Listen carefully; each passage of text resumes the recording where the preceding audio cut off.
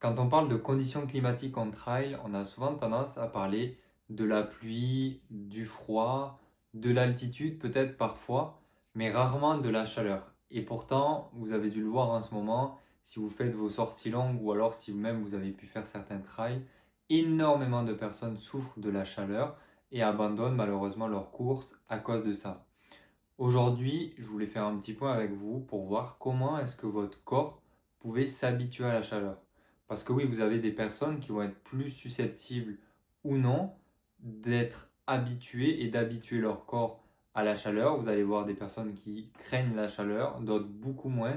Mais en réalité, c'est exactement comme avec l'altitude. Vous pouvez développer des capacités pour permettre à votre corps de mieux se réguler, de mieux gérer sa température pour faire en sorte que vous n'ayez pas des petits pépins physiques lors de votre course. Donc en gros, la première chose, c'est pourquoi il faut que vous vous adaptez à la chaleur.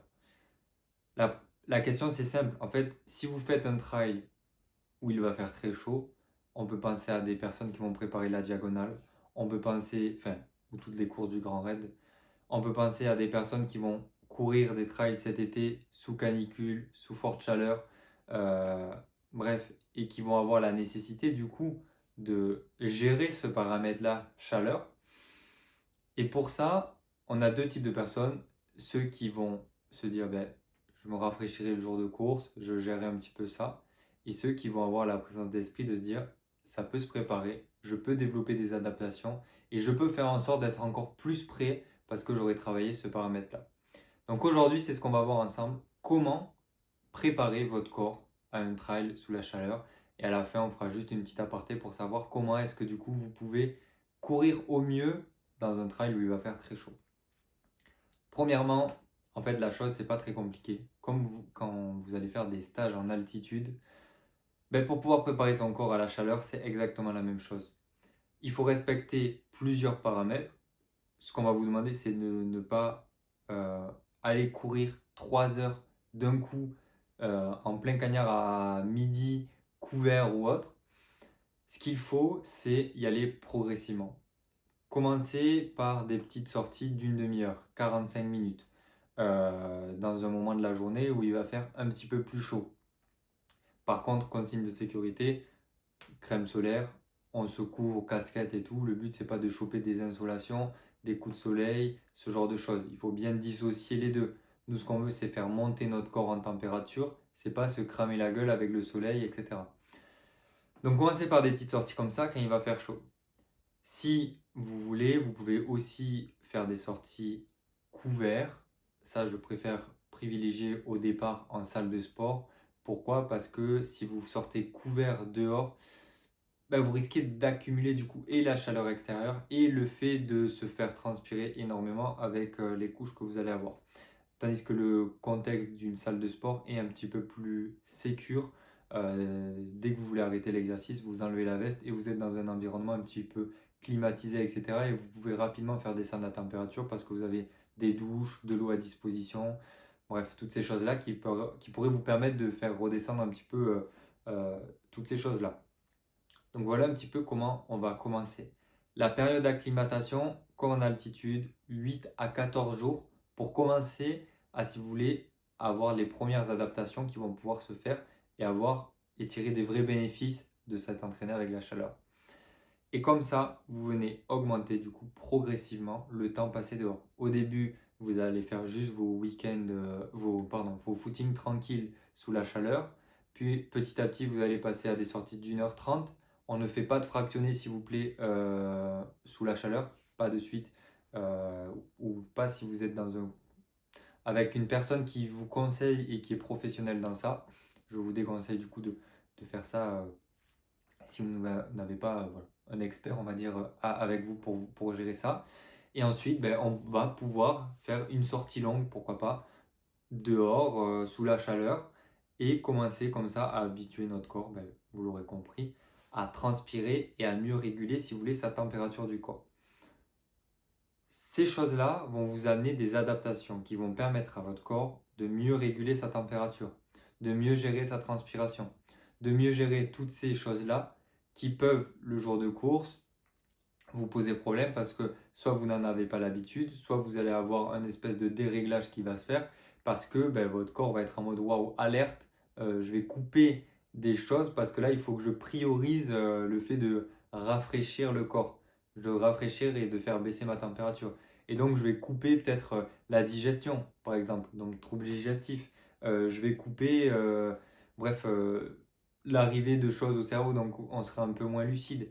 Et en fait, c'est toutes ces choses-là qu'on veut éviter, et pour les éviter, eh bien, on habitue progressivement notre corps à s'entraîner dans ces conditions-là pour qu'il développe les adaptations pour.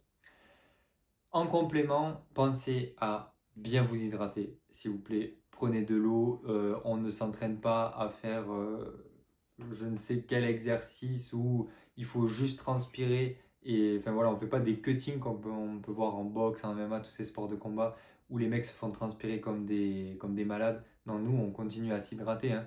Le but, c'est de pouvoir développer des adaptations et pas d'avoir des troubles par la suite. On s'alimente aussi pendant nos sorties. Du coup, pensez à peut-être privilégier de l'alimentation type liquide, compote, purée, de la boisson isotonique. Dans l'hydratation, on pourrait avoir voilà, boisson isotonique ou électrolyte pour permettre de venir compenser les grandes pertes qu'on va avoir de par l'excès de transpiration au départ avec ces sorties-là. Et puis, nutrition, hydratation. Et puis, ouais, une fois que vous rentrez, on vient bien recharger le tout. Donc, un bon repas. Et on boit bien en arrivant et sur tout le reste de la journée parce que votre corps va être déshydraté et c'est normal.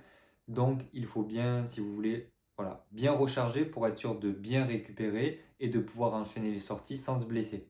Donc voilà, vous l'aurez compris, c'est pas évident entre guillemets au départ de penser à faire ces choses-là, mais vous pouvez les faire si elles sont bien faites, faites de manière progressive, de manière consciente et en gros, si vous complétez tous les apports et toutes les pertes que vous pouvez avoir durant votre sortie qui vont être un petit peu supérieures à la normale, de par la nutrition et l'hydratation.